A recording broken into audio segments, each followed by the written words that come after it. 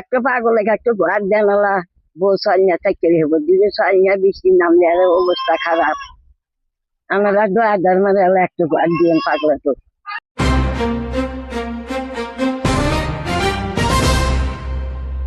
আসমানিরে দেখতে যদি তোমরা সবে চাও, রহিমউদ্দির ছোট্ট বাড়ি রসুলপুরে যাও।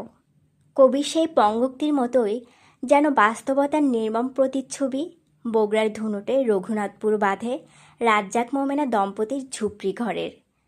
বাইরে থেকে দেখলে মনে হবে এটি কোনো ঘর নয়, বাঁশ আর টিনের জোড়াতালি দেওয়া একটি অস্থায়ী আশ্রয়। অথচ এটাই তাদের ঘর, এটাই তাদের সংসার। আমার এই বাড়ির সাইডে ধরেন যে পাগল মানুষ, পরে কেউ কাজে বাজেও নেয় না। আর এমন অবস্থা বৃষ্টি আসলে ওই ঘরের ভিতর থাকতেও পারে না। সরকার একটা ঘর দিলে তার পক্ষে খুব উপকার হচ্ছে।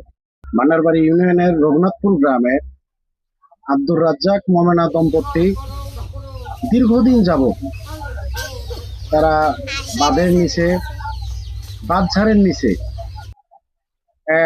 7টা টিনের একটা ঝুপড়ি ঘরে মানবতার জীবন যাপন করছেন।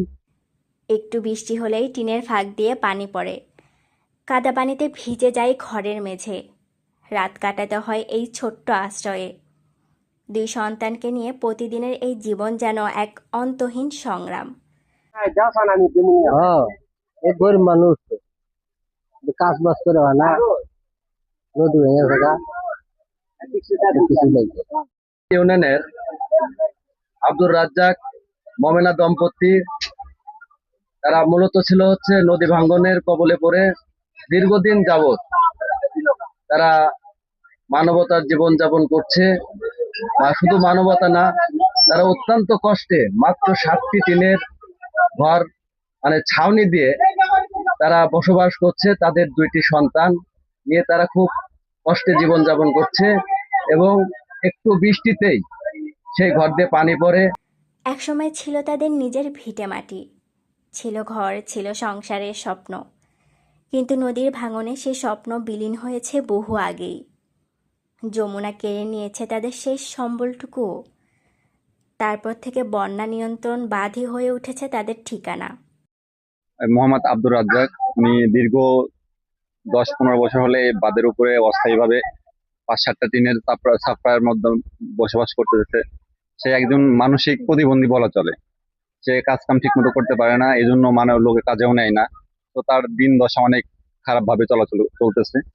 যদি সরকার যদি তাকে সাহায্য করে, যদি একটা ঘরের ব্যবস্থা করে দেয়, তাহলে তার বাচ্চা সহ বউ সহ সে সুন্দরভাবে এখানে বসবাস করতে পারবে। কাজ করতে পারে না, সরকার একটু ঘর দেয়, যমুনা তাদের ভিটে মাটি কেড়ে নিয়েছে, কিন্তু কেড়ে নিতে পারেনি বেঁচে থাকার স্বপ্ন।